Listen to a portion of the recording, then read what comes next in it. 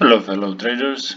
Um, an update on our good trade in the brew. The volatility it started picking up. It's VIX.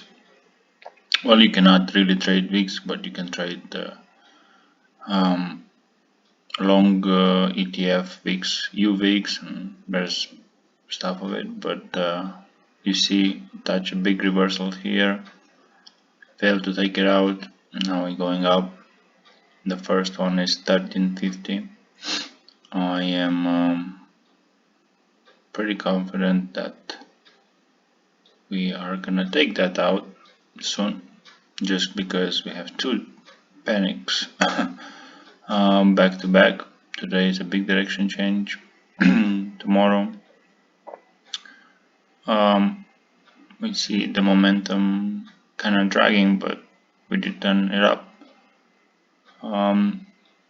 Again, this is not 100%. Do your own research, but it looks like we're gonna have a small spike.